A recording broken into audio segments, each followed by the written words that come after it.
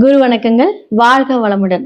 உலகெங்கிலும் இருக்கக்கூடிய நெக்ஸ்ட் நேயர்களுக்கு எனது அன்பு வணக்கங்கள். சுப்ரஜா சுரேஷ்குமார், டிஎன்ஏ மற்றும் பிரശ്ன ஜோதிடர், கோவையிலிருந்து. இன்னைக்கு நம்ம பார்க்க போறது ஆடி மாத பலன்கள். பொதுவா ஆடி மாதம் அப்படின்னு எடுத்துக்கிட்டீங்கனாலே சுப காரியங்களை தவிர்த்துருவாங்க. முக்கியமா பெரியவங்களோட ஆசீர்வாதங்கள், அவங்களுக்கு செய்யக்கூடிய காரியங்கள், இதன் மூலியமாக பித்திருக்களோட ஆசீர்வாதங்கள் கிடைக்கக்கூடிய இந்த மாதம் ஆடி பெருக்கு அப்படிங்கிற ஒரு விசேஷமான ஒரு மாதம். அடுத்ததான் பாத்தீங்க அப்படின்னா சூரியன் கடகத்தில் வரக்கூடிய ஒரு மாதம், அதுதான் ஆடி மாதம் அப்படின்னு சொல்லுவாங்க.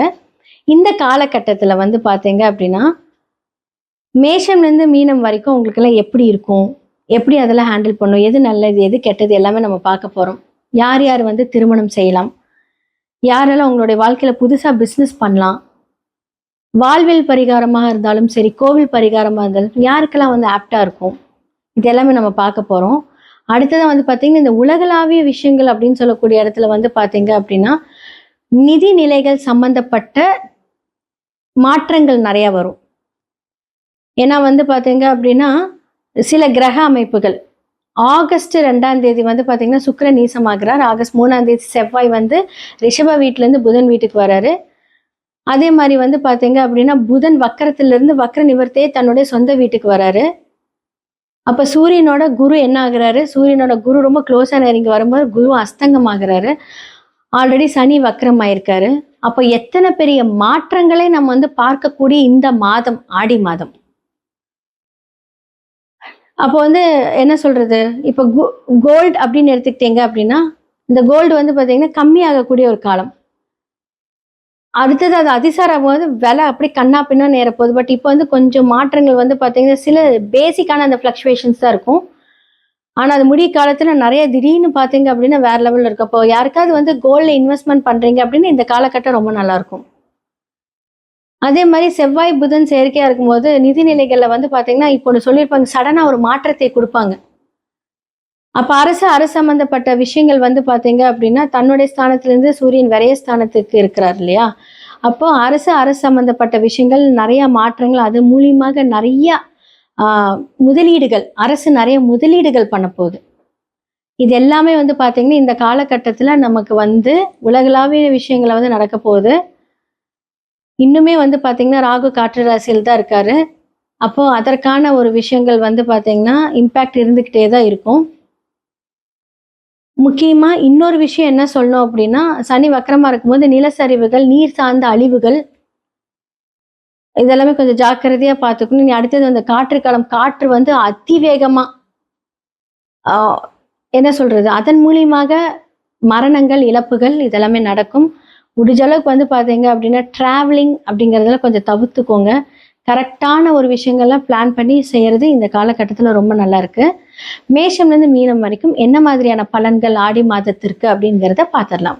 தனுசு ராசி மற்றும் லக்னக்காரர்களுக்கு இந்த ஆடி மாத பலன்கள் எப்படி இருக்கும்? எதை திருப்பினாலும் அர்த்தாஷ்டம சனியோட பிடியில இருக்கீங்க, இப்படி இருக்கீங்க, அப்படி இருக்கீங்க, ஜாக்கிரதையா இருங்க. நான் உங்களுக்கு நல்லது சொல்ல வந்திருக்கேன். ஸோ தனுசு ராசிக்காரர்களுக்கு இந்த காலகட்டம் ஒரு பொன்னான காலகட்டம். ஏன்னா லக்னாதிபதி 8ல போய் மறைந்து என்ன ஆகுறாரு, அஸ்தங்கம் ஆகிறார். பொதுவா உபய லக்னக்காரர்களுக்கு இந்த புதனா இருக்கட்டும், குருவா இருக்கட்டும், பாவி ஆகிறது, அஸ்தங்கம் ஆகிறது, லோவா போறது, மறையிறது ரொம்ப ரொம்ப சிறப்பு. அப்ப இந்த மாதம் எப்படி இருக்கும்? அப்போ உங்களோட பிசினஸ்ல ஒரு புதிய முன்னேற்றம் நீங்க பார்க்க போறீங்க. ஸோ 8ஆம் இடத்துல போய் மறைந்து அஸ்தங்கம் ஆகிறாரு சூரியன், 9க்குரிய சூரியனோட இதாகிறாரு. அப்ப என்ன ஆகும் அப்படின்னா அரசு சம்பந்தப்பட்ட விஷயங்கள் மூலியமாக உங்களுக்கு நன்மை ஏற்பட போகுது, வருமானங்கள் அதிகரிக்க போகுது. இது ஒரு நல்ல விஷயம். ஓகே, அடுத்தது கொஞ்சம் பேடான விஷயம் என்ன அப்படின்னா 5-12க்குரிய செவ்வாய் அழகா பாதகஸ்தானத்துல போய் உட்காந்து புதனோட உட்காந்துருக்காரு. அப்போ பேங்க்ல பணம் வாங்குனீங்க, கடன், ஸோ இதெல்லாமே நீங்க தான் அடைக்கணும் இல்லையா. அப்போ அந்த ஒரு நெருக்கடியை கொடுக்கக்கூடிய ஒரு காலம். சுத்தி சுத்தி நீங்க வாங்கின காசுக்கு இப்ப கொடுப்ப, எப்ப கொடுப்ப அப்படின்னு கேட்பாங்க.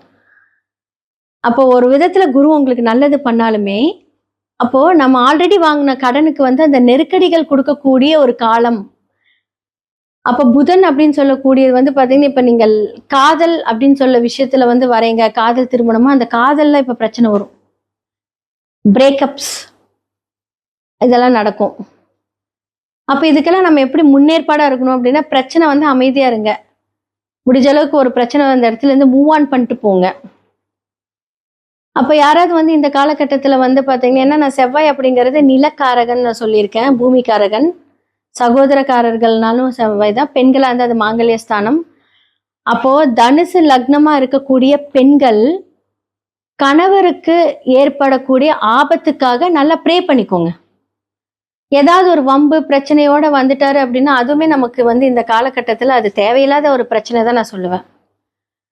அப்போ நீங்க வந்து ஆப்போசிட்ல பாதகமா இருந்தாலும், அவரே ஒரு பாதகமா இருந்து அத வந்து ஒரு பிரச்சனைக்கு கொண்டு வந்துட்டாங்க அப்படின்னா, ஆல்ரெடி உங்களுக்கு பிரச்சனை அப்படியே கொழுந்து விட்டு எரியும். இதுவும் அதுவும் சேர்ந்து டபுளா எரியும். அப்போ பேங்க்ல வந்து நீங்க ரொட்டேஷனுக்கு பணம் வாங்கலாமான்னு கேட்டா, இப்ப வேண்டாம். பணம் வரக்கூடிய விஷயங்கள் வந்து நல்ல ஒரு அமைப்பா இருக்குன்னு நான் சொல்லியிருக்கேன்.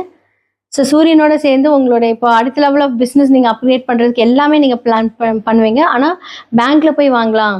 வீடு கட்டுறதுக்காக பேங்க்ல லோன் எடுக்கலாம் அப்படின்னா, பிற்காலத்துல அது 100% பிரச்சனையா தான் மாறும். அப்போ நெருக்கடி ஆல்ரெடி குடுப்பாங்க. அதெல்லாம் சமாளிக்கணும். நல்லா ப்ரே பண்ணுங்க. நெறைய கரெக்ட்டா பிளான் பண்ணுங்க. வழிகாட்டுதல் அப்படின்னு சொல்லக்கூடியவர் வந்து பார்த்தீங்க அப்படின்னா, பிரச்சனைக்குரிய இடத்துல அஸ்தங்கமாகும்போது நல்ல பிளானிங் வரும். நெறைய ஆன்மீக ட்ரிப்ஸ் எல்லாமே நீங்க பண்ணுவீங்க, போவீங்க. அப்ப இந்த காலகட்டத்துல அத கரெக்ட்டா பிளான் பண்ணி அத சரி செஞ்சுக்கோங்க. ரொம்ப நல்லாருக்கும்.